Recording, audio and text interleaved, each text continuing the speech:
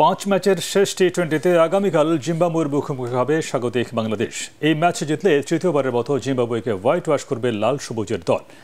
এই সিরিজে বাংলাদেশের ব্যাটিংয়ে দুর্বলতা থাকলেও বিশ্বকাপের আগে সব ঠিক হয়ে যাবে বলে আশাবাদী টাইগার ওপেনার সৌম্য সরকার। মিরপুর শেরেবাংলা স্টেডিয়ামে খেলাটি শুরু হবে রোববার সকাল 10টায়। পরাগার মানের রিপোর্ট।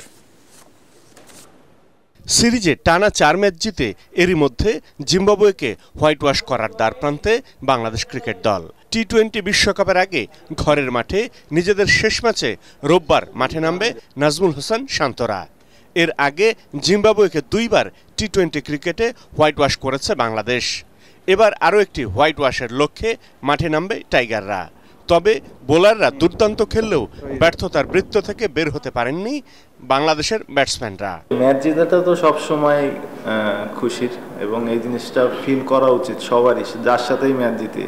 ম্যাচ জিতা অভ্যাসটাও অনেক বড় একটা জিনিস। তো আমরা ম্যাচ জিতছি, কিভাবে জিতছি, তার থেকেও বড় কথা যে আমরা কি ক্রিকেট খেলছি, এখান থেকে আমাদের কতটুকু ইমপ্রুভনেস আছে, এটা আমরা কিভাবে বের করতে পারবো। এদিকে তৃতীয় চতুর্থ টি-20 জয়ের খুব কাছে এসেও হেরে গেছে জিম্বাবুয়ে। এখন হোয়াইট ওয়াশ এড়ানোর লক্ষ্য তাদের।